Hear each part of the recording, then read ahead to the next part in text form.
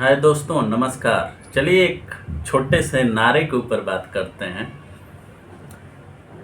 आप जानते हैं क्या कि कर्पूरी डिवीजन क्या था, या PWE डिवीजन क्या था? बड़ा इंटरेस्टिंग स्टोरी है।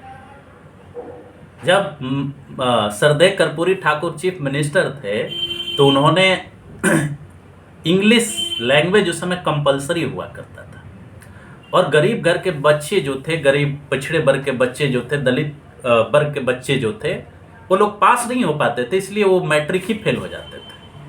उन्होंने इस कंपलसरी इंग्लिश लैंग्वेज को हटा दिया गया था।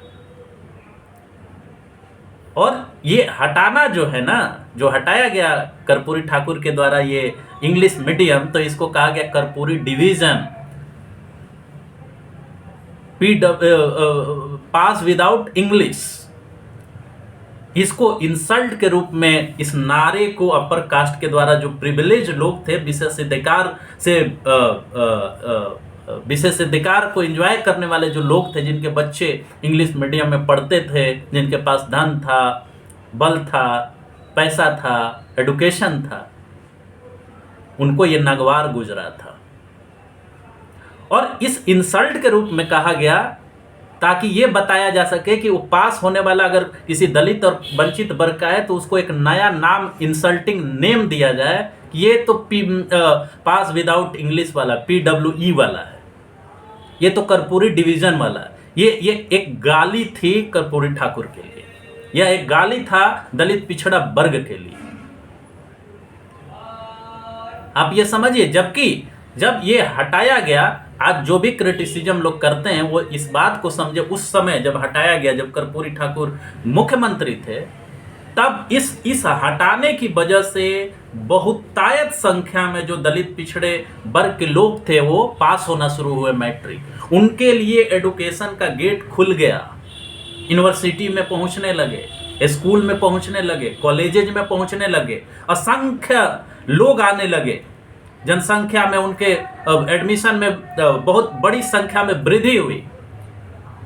तो ये एकाधिकार जो अपर कास्ट का था वो उन्हें बर्दाश्त नहीं हो रहा था, क्योंकि अब वो कंपलसरी नहीं था, और हिंदी होने की वजह से उनके लिए आसान था कि वो यूनिवर्सिटी में एडमिशन ले सकें, उसके एंट्रेंस टेस्ट में बैठ सकें, अच्छे मार्क्स से पास हो सकें। तो ये शिक्षा पे जो सवर्ण वर्गों का अधिकार था, स्वर्ण जातियों का अधिकार था, उस एकाधिकार को इस डिसीजन ने पूरी तरह से तोड़ दिया। और इसी तोड़ने के नतीजे की वजह से वो परेशान थे, और इतने परेशान थे कि इसको एक गाली के रूप में इस्तेमाल किया गया। कर्पूरी डिवीजन मतलब अगर किसी दलित पिछड़े वर्ग का बच्चा, अगर इंग्लिश उसको नहीं आता है, कम आता है, अगर हिंदी मीडियम से पास होके स्कूल में पास हो गया, यूनिवर्सिटी में एडमिशन ले लिया, तो कैसे ये हो गया?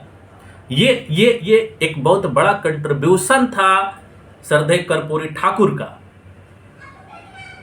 उन्होंने शिक्षा का गेट ही खोल दिया पिछड़े दलितों के लिए। अब हिंदी मीडियम से पढ़ करके पास हो, यूनिवर्सिटी में एडमिशन उन्हें मिलने लगा, सोचने लगे, समझने लगे, हक मांगने लगे, न्यूज़पेपर पढ़ने लगे,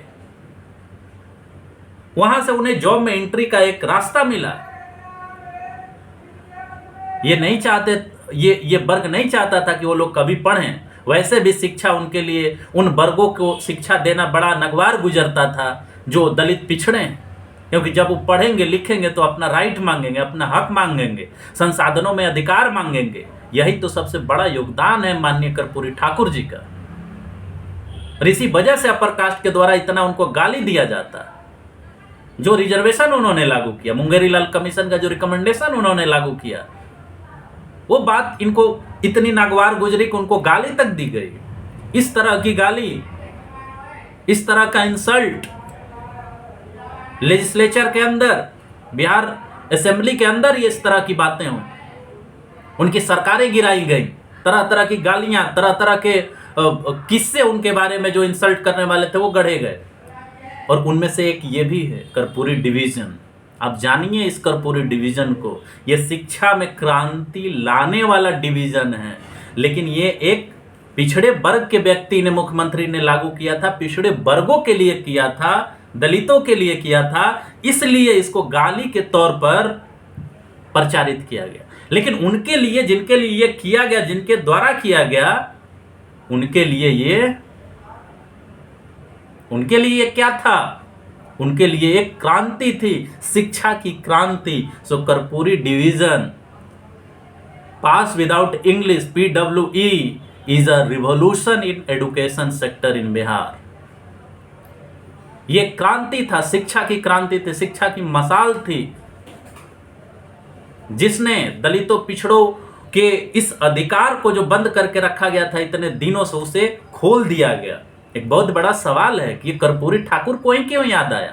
कहा जाता है ना, जो अपर कास्ट होता है, ब्राह्मणिकल फोर्सेज होते हैं, वो क्रिटिसाइज करती हैं। तो भाई, आप लोगों के जो पूर्वज थे उनको क्यों नहीं याद आया ये बात? क्योंकि वो नहीं चाहते थे, क्योंकि कर्पूरी ठाकुर ने शिक्षा का जो शिक्षा से जिस तरह से उनसे वंचित रखने का प्रयास किया गया, जब वो मैट्रिक पास हुए थे, वो इस बात को समझते थे कि एक पिछड़ा ही इसको लागू करेगा, क्योंकि वो पिछड़ा देख रहा है कि शिक्षा से वंचित करके उनके अधिकारों को किस तरह से रोका गया। तो इसीलिए मैं कहता हूं कि किसी नारा कोई भी नारा ऑब्जेक्टिव नहीं होता, उसके पीछे कुछ ना कुछ रीजन होता है, कोई तर्क होता है। कौन वर्ग इसको किस रूप में कह रहा है, इसे समझने की, इसके पॉलिटिक्स को समझने की जरूरत है। कर्पूरी डिवीजन उनके लिए वरदान साबित हुआ, उनके लिए क्रांति साबित हुई, जो आज भी शिक्षा के लिए वंचित थे। लेकिन इस कर्पूरी डिवीजन से जिनके सत्ता पर, जिनके एकाधिकार पर खतरा मंडराया, जिनका एकाधिकार खत्म हुआ, वो तो इसे गाली देंगे ना, और वो गाली दे रहे थे, आज भी देते हैं।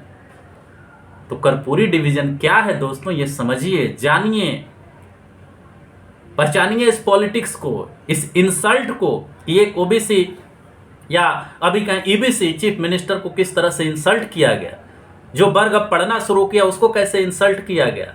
लेकिन हम तो ये कहते हैं कि उन्हें प्राउड करने की जरूरत है, जिनके लिए कर्पूरी ठाकुर ने कर्पूरी डिवीजन लाया। गर्व से कहिए कि हाँ, हम कर्पूरी डिवीजन से पास हुए हैं, क्योंकि ये शिक्षा का द्वार खोला, ये हमारे लिए वरदान है। और जिसका नतीजा है कि स्टेट यूनिवर्सिटी में, बिहार के बहुत सारे स्टेट यूनिवर्सिटी में आज वैसे लोग, शिक्षक भी हैं, छात्र भी हैं, राजनीति में भी हैं, और उसकी लड़ाई लड़ रहे हैं।